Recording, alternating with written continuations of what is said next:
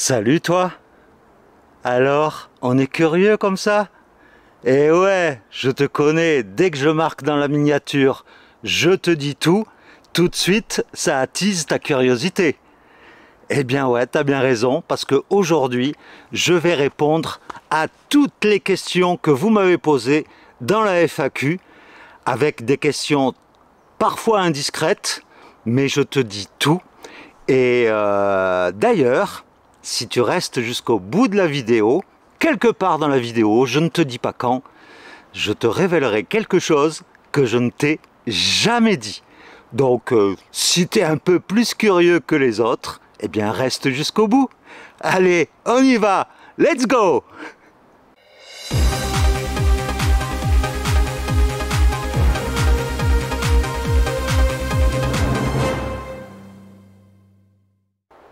Alors, bien sûr, je vais répondre en toute honnêteté et en toute franchise, comme je l'ai toujours fait sur la chaîne. Et je voudrais remercier d'ailleurs les personnes qui ont bien voulu participer à cette petite FAQ en me posant plein de questions. Et on commence tout de suite. Alors, je mets mes lunettes parce que de près, j'y vois pas bien. On commence tout de suite avec la question de Héloïse qui me demande « Coucou Toff, donc je me lâche. Je veux connaître ton âge, ton poids, ta taille. Non, je plaisante. Plus sérieusement, tu as pris le chemin de Saint-Jacques et tu n'arrêtes plus. Donc, à part la liberté et l'envie de te dépasser, c'est quoi ta vraie motivation ?» Eh bien, Héloïse, c'est tout simple. Alors d'abord, au niveau de ma taille, de mon poids et de mon âge, j'ai 55 ans, je mesure 1,77 m. Et je pèse 77 kg grâce à tous les poids que j'ai perdus sur le chemin de Compostelle. Alors, en ce qui concerne ma motivation, c'est ça, elle m'avait demandé ma vraie motivation. Eh bien, ma vraie motivation, en fait, pour partir sur les chemins de Saint-Jacques, ben, je l'avais déjà dit, c'est une envie de liberté, mais également une envie de voyager, une envie de rencontrer plein de personnes. Et puis, peut-être quelque part, je me suis dit que en marchant sur le chemin, j'allais me retrouver souvent tout seul face à moi-même et que j'allais peut-être réfléchir sur ma vie, peut-être avoir des réponses à certaines questions que je me posais. Et bon, j'ai pas eu toutes les réponses, c'est clair, mais ce chemin m'a pas mal permis, quand j'étais seul, de penser à plein de choses sur mon passé, sur mon présent et sur mon futur également. Et ça m'a fait énormément de bien, tu sais. Donc, si tu as l'occasion de le faire, je te le redis encore une fois, et je continuerai à te le dire, si tu as l'occasion de le faire, franchement, il ne faut pas hésiter une seconde.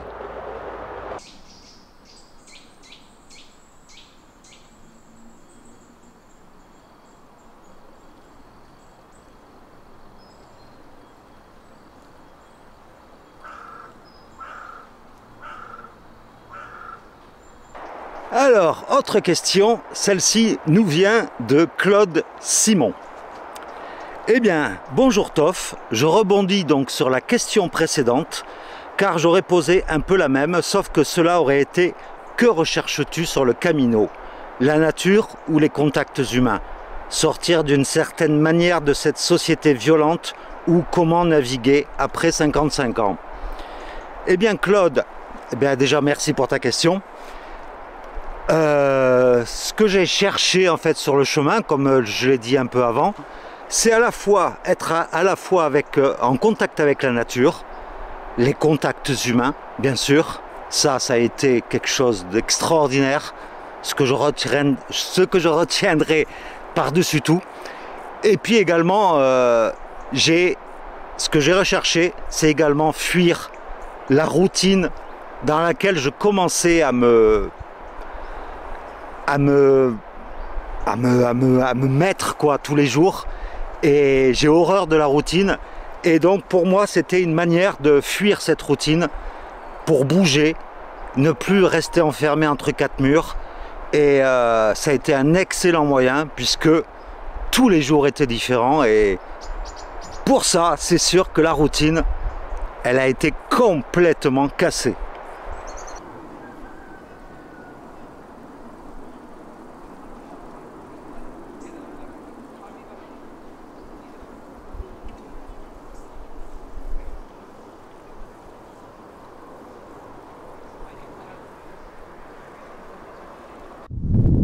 Alors, c'est devant le magnifique village de la Roque des Arcs que je pose la troisième question qui nous vient de Mister Slim. Salut Christophe, penses-tu garder le même matériel ou changer quelque chose, notamment le sac? J'ai le même et il m'a fait souffrir ces dernières semaines. Encore merci pour tes vidéos bien inspirantes. Eh bien, merci beaucoup, Monsieur Slim. Eh bien, en ce qui concerne un changement de matériel, le sac, non, franchement, le sac que j'ai, il me convient parfaitement. Il est nickel, il est fonctionnel. Mais la seule chose que je changerai, surtout à l'approche de l'hiver, et puis après au printemps, quand je referai des randonnées, parce que par expérience, quand je suis parti du Puy-en-Velay, les premières nuits de bivouac, j'ai eu froid, ça sera mon duvet. Le duvet que j'ai, c'est un duvet 10 degrés confort. Et franchement, c'est pas suffisant. Surtout quand tu pars au printemps, que tu es en altitude, c'est franchement pas suffisant.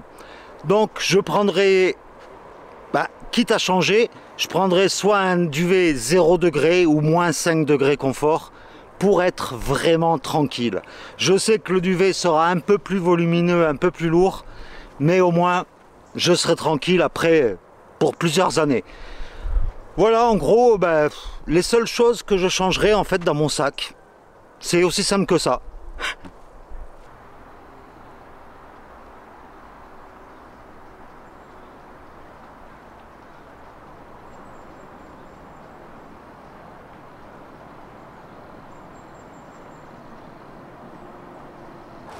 Alors, une nouvelle question de Zou64. Zou64, mon ami belge, qui est presque dans tous les commentaires des vidéos. Donc, salut à toi et merci pour ta question. Alors, sa question est toute simple. D'ailleurs, il le dit. Une question toute simple. Je ne me rappelle plus, mais quel est le modèle et la marque de ton smartphone? Je trouve la qualité d'enregistrement des vidéos très bonne. Tu utilises juste ton téléphone ou encore autre chose? Merci de ta réponse et porte-toi bien mon ami. Eh bien Zou, mon téléphone, c'est celui que j'ai dans les mains. C'est le Galaxy S20 FE 5G. Donc il coûte à peu près 450 €. Et ce téléphone là, donc il est très bien. C'est vrai. C'est un téléphone en fait que j'ai en lunette. C'est un téléphone que j'ai en location en fait. Je l'ai loué, donc il n'est pas à moi et je peux le rendre quand je veux. Et parce que je n'avais pas les moyens de mettre 450 € dans ce téléphone. Mais c'est vrai qu'il fait de bonnes prises de vue. Il filme en 4K. Il peut faire de l'hyperlapse, il peut faire du ralenti. Il peut filmer en HD jusqu'à 240 images par seconde, je crois. Enfin, il est assez complet. Mais depuis peu, je le couple, puisque ce téléphone n'est pas moi et qu'il va falloir que je le rende un jour ou l'autre. Je l'ai couplé donc avec la caméra que j'ai devant moi, qui est tout simplement, je vais te la montrer en filmant, je te montre tout en direct. Voilà, je le couple avec le Sony ZV-1. C'est un appareil photo qui est spécialisé dans le vlog.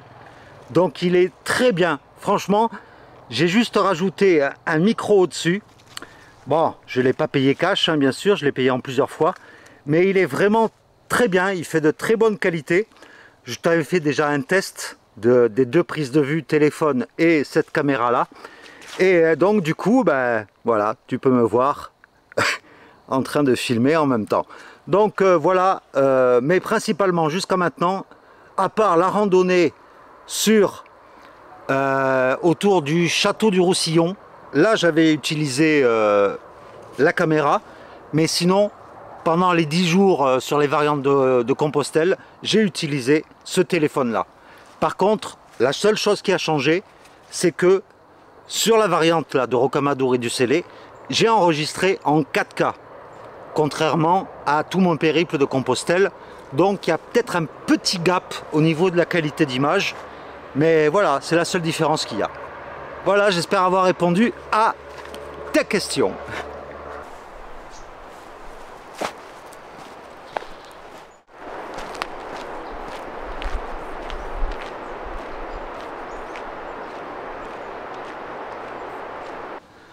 Alors j'en profite d'être à l'ombre parce que là on est le 26 août et il fait une chaleur pas possible.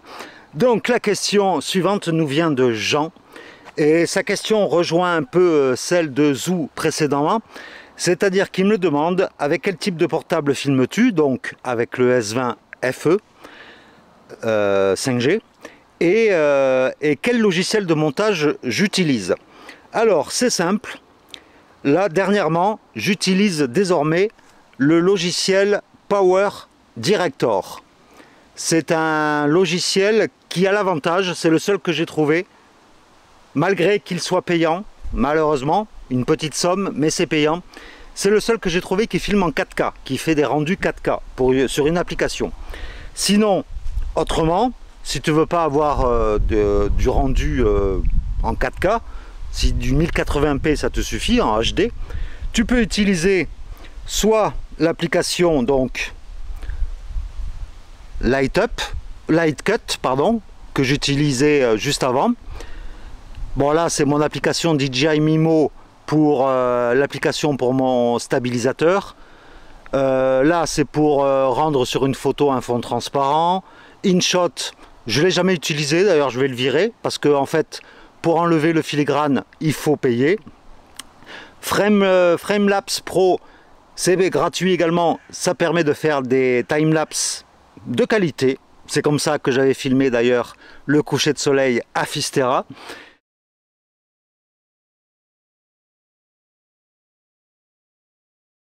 Canva, c'est pour faire des miniatures sympas. Et VN, c'est un logiciel qui est pas mal, qui est très intuitif. Si tu fais des vidéos de moins de 20 minutes, c'est très bien. Mais après, au-delà de 20 minutes, rappelle-toi, les vidéos, après, il y avait un décalage entre l'image et le son. Mais sinon, à part ça, voilà, je t'ai dit à peu près ce que j'utilisais. Donc, j'espère avoir éclairé ta lanterne, mon petit Jean.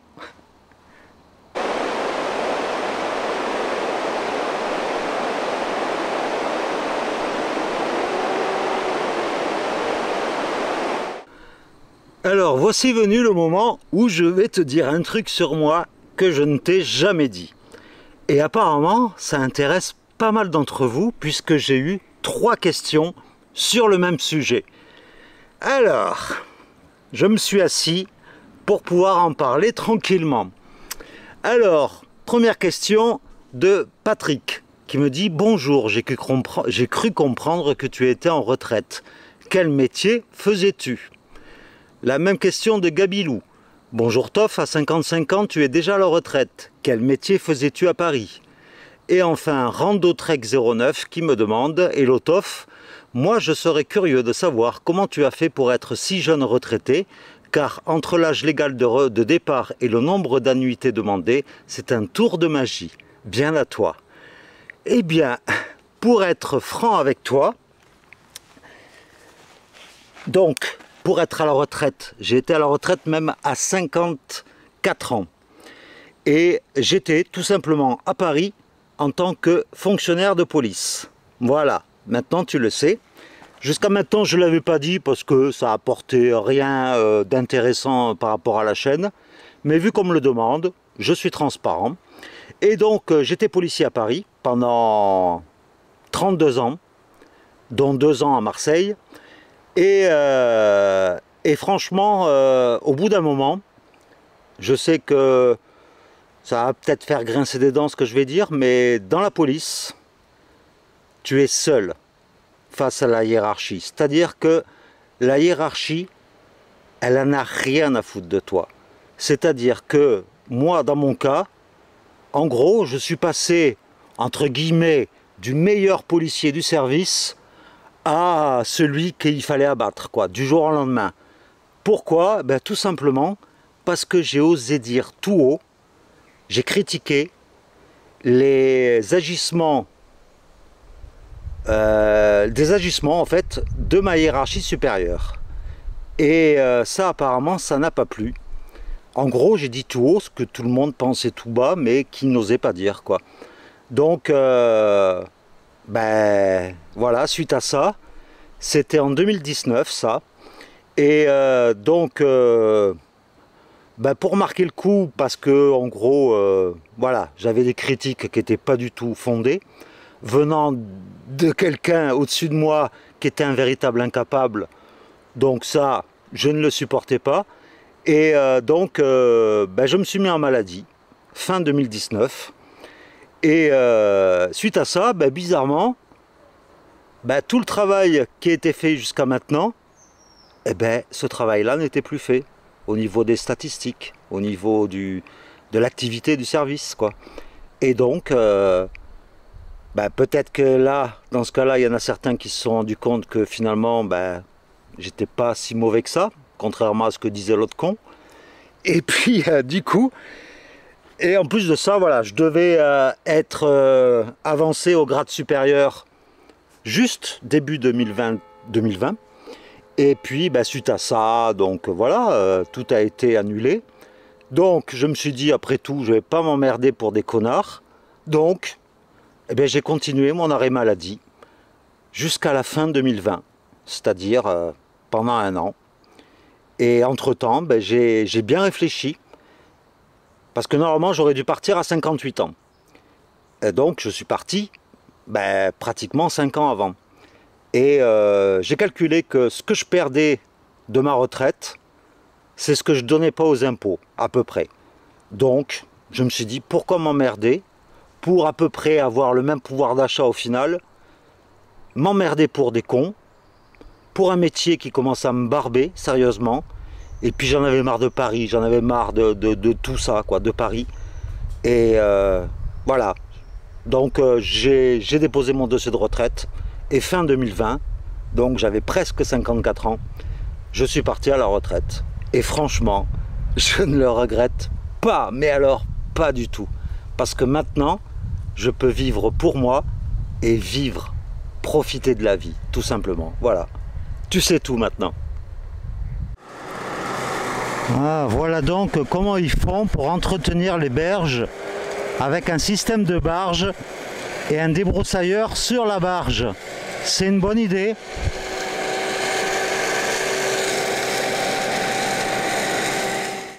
Alors, il n'y a pas que des questions en commentaire dans les vidéos, il y a eu aussi des commentaires sur mon Facebook. Et là, c'est ma petite Sophie qui me demande tout simplement, c'est quand qu'on part? Eh bien, ma petite Sophie, ben pour l'instant, dans les médias, là, tout de suite, c'est pas prévu.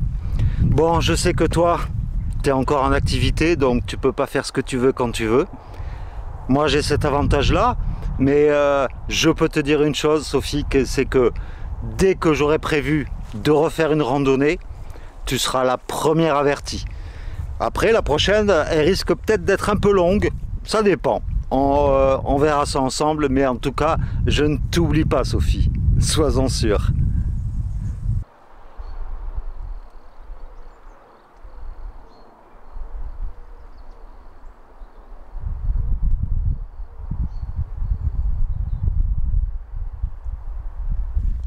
Alors la question qui suit vient de Nathalie. Et il y a deux questions en fait qui se ressemblent plus ou moins. Donc d'abord celle de Nathalie. As-tu l'intention d'écrire un livre style roadbook avec les adresses, les petits coins sympas, les bons plans, etc. Ce serait une super idée. Et la même question de Eric du Nord qui me dit super tes vidéos, merci à toi. Un livre serait trop bien. Bonne soirée à toi. Alors, un livre, ben franchement, je suis pas vraiment à l'aise avec le fait d'écrire. Moi, je suis beaucoup plus à l'aise, ben là, par exemple, pour faire de la vidéo en face caméra. Donc, à la limite, peut-être un audiobook, c'est-à-dire un livre numérique en audio, quoi. Mais je sais pas, en fait. Pour l'instant, c'est pas du tout dans mes projets. Parce que, voilà, j'ai pas vraiment l'âme d'un écrivain. Mais bon, qui sait, hein, peut-être un jour. Mais pour l'instant... Mais c'est très bien de me poser ce genre d'idée, parce que peut-être que dans 10 ans, quand je serai un peu plus grabataire, ben peut-être que je ne pourrai peut-être plus marcher, et que là, ben là, ça sera l'occasion idéale pour écrire un livre de mes 10 ans d'aventure sur les chemins. Ça, pourquoi pas?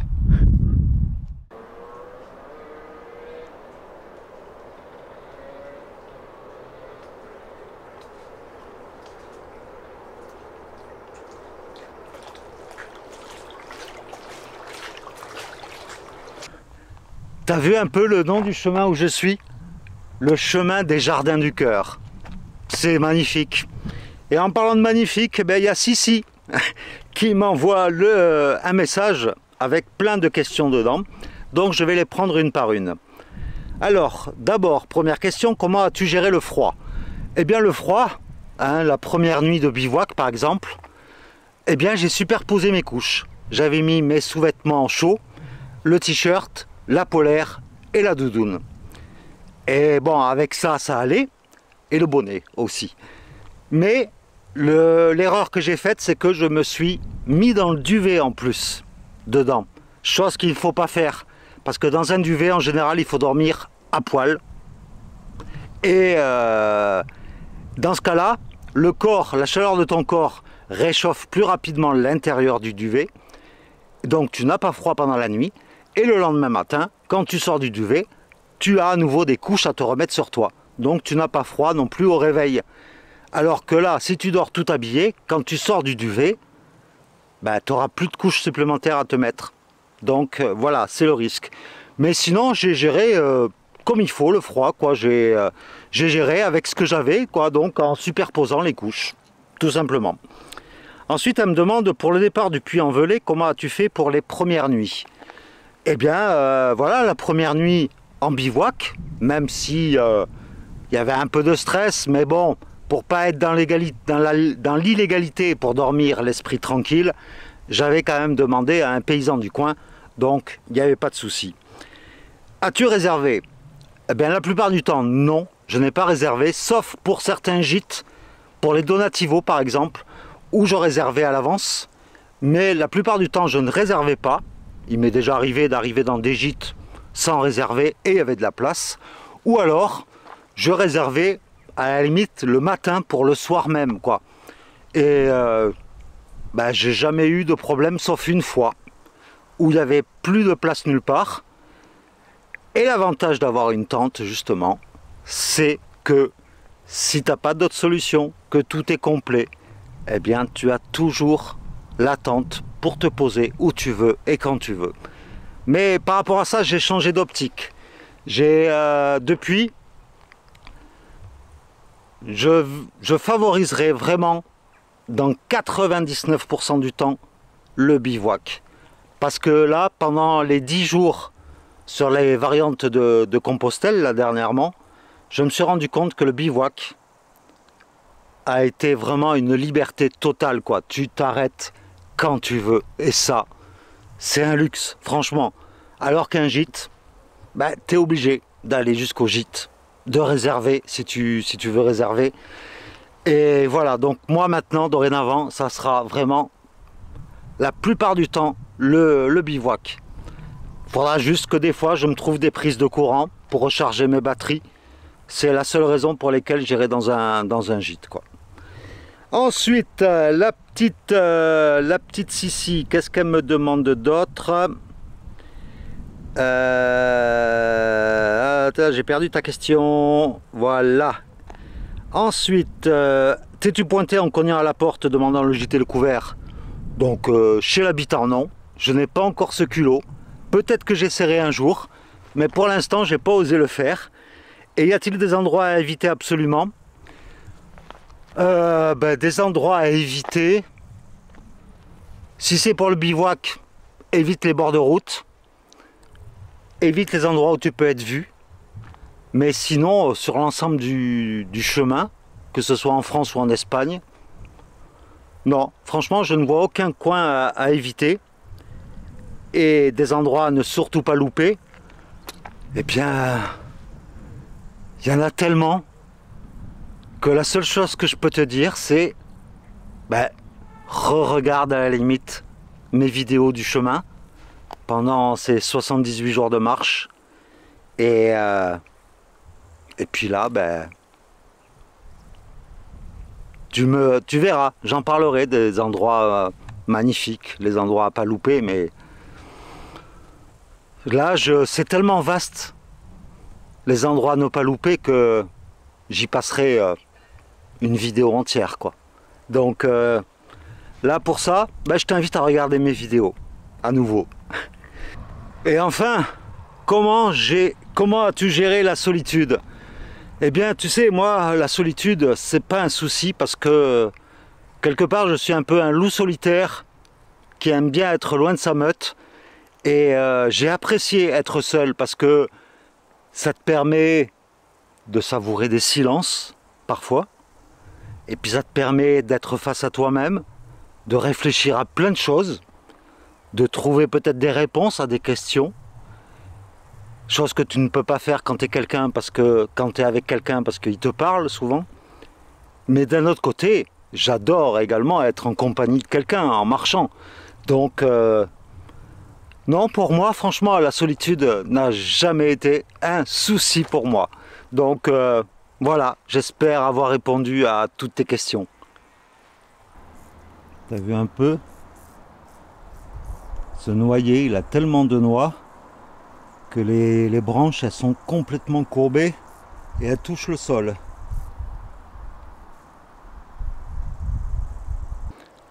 Alors, la question suivante, c'est presque les dernières questions. Elle vient de Pierrette. Et Pierrette me demande, tu l'as déjà évoqué dans tes vidéos, mais si tu devais décrire ton chemin de Compostelle en un seul mot, lequel? Et quelle motivation t'a poussé à ouvrir une chaîne YouTube? En un seul mot, le chemin, pour moi, c'est magique. Ça paraît peut-être, pour ceux qui ne l'ont pas fait, ça paraît peut-être exagéré, mais non, pas du tout. C'est vraiment un chemin magique, quoi. C'est magique au niveau des paysages, magique au niveau des rencontres. Ça, les rencontres, elles sont magiques. Et le chemin aussi est magique. Tu as besoin de quelque chose, tu y penses et ça arrive pratiquement dans la minute qui suit. Enfin, c'est... Non, franchement, voilà, c'est magique. Et qu'est-ce qui m'a motivé à ouvrir une chaîne YouTube? Eh bien, j'ai profité du fait que j'étais à la retraite, justement. Ça faisait longtemps que je voulais en ouvrir une, mais quand tu es en activité, tu n'as pas trop de temps. Et tu connais mon goût pour l'audiovisuel, pour tout ce qui est montage vidéo, et puis tourner également. Même face caméra, ça ne me gêne pas, parce que si tu te rappelles bien, quand j'étais plus jeune, j'étais DJ, donc le contact avec le public, je connais bien. L'animation aussi. Et d'ailleurs, en parlant d'animation, tiens, je te dirai quelque chose à la fin de la vidéo. Et donc, ce qui m'a motivé, c'est partager en fait mes passions. Et entre autres, cette passion de la randonnée, des voyages. Et j'avais des projets en tête et je voulais les concrétiser en images. Donc, voilà. Là, c'est la randonnée qui continuera, bien sûr, tout le temps. Et puis, l'année prochaine, ça sera couplé avec la van life, avec un van aménagé. Bon, ça ne sera pas avant la fin de l'année prochaine, hein, parce que j'ai calculé le temps d'économiser et tout, il faut du temps. Mais voilà quoi, donc ça a été ma principale motivation pour, mes motivations pour ouvrir une chaîne YouTube. Et voilà, partager mes passions avec, avec toi, quoi. Question suivante, qui vient de Soso Mamie.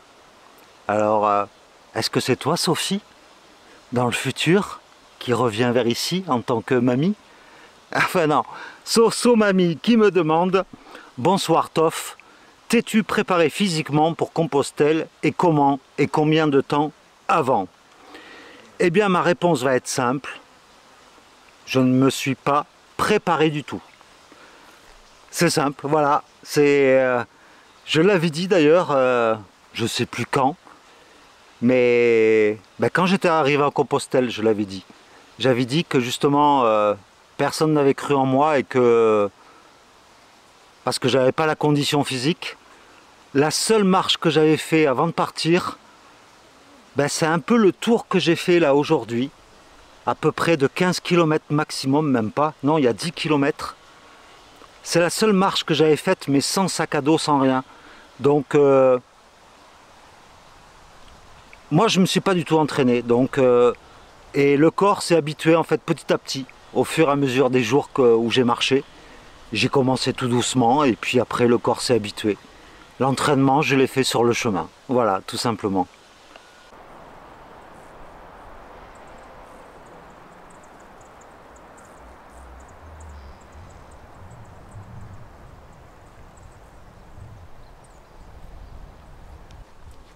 Voilà, je me retrouve dans une vieille cabane abandonnée.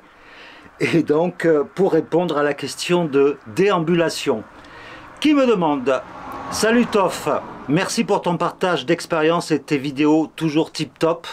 Merci beaucoup. J'ai plusieurs questions en une.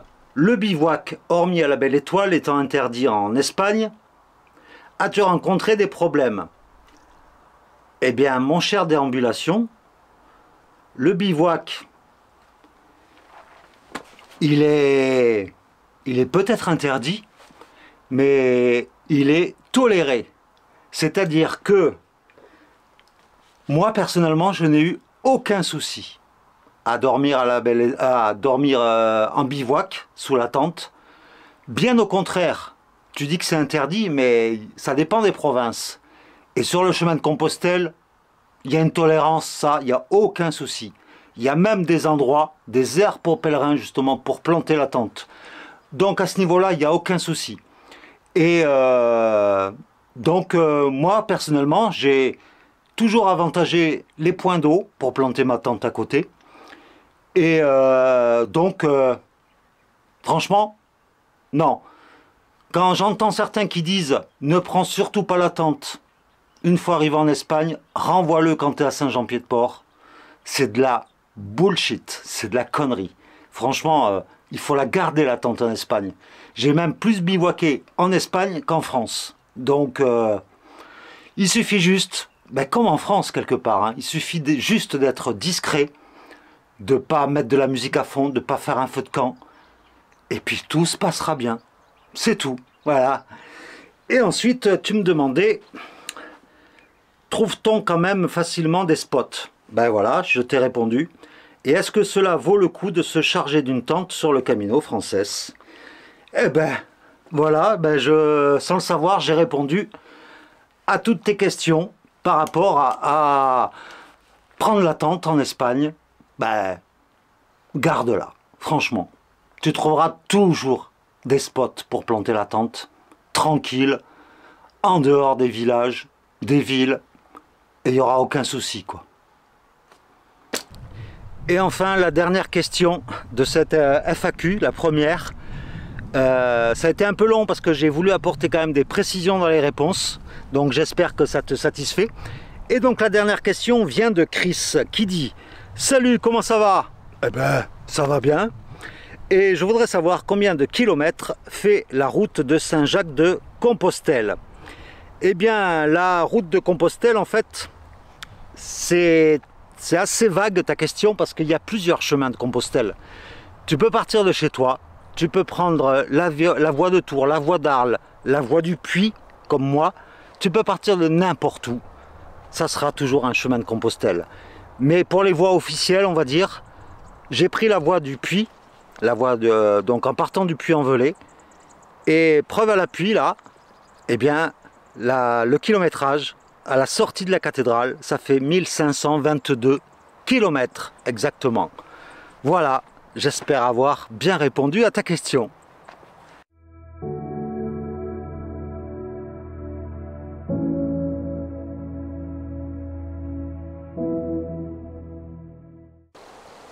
Eh bien voilà, c'est là que se termine cette première FAQ de la chaîne.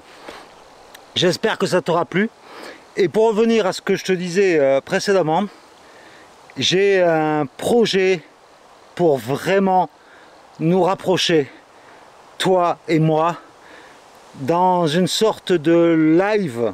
Bon, c'est en virtuel bien sûr, mais en attendant de se rencontrer en réel, j'ai trouvé un moyen, il faut que je l'affine, sauf si quelqu'un de l'assistance a des idées, de faire en fait un live avec possibilité d'afficher plusieurs caméras de toi.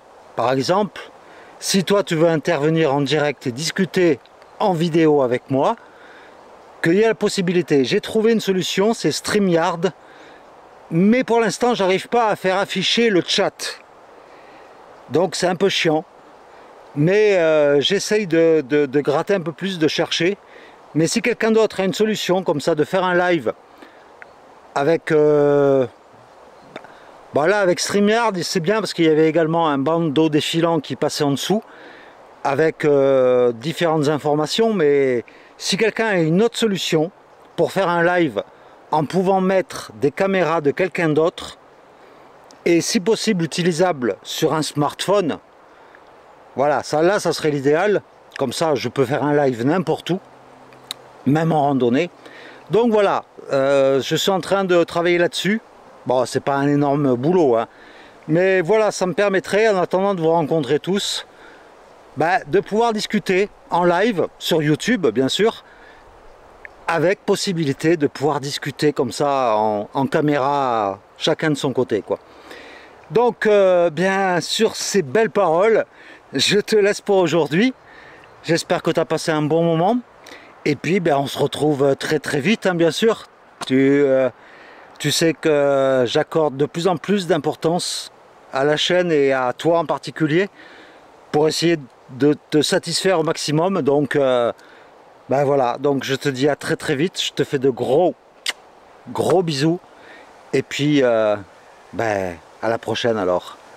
Allez, ciao, bisous.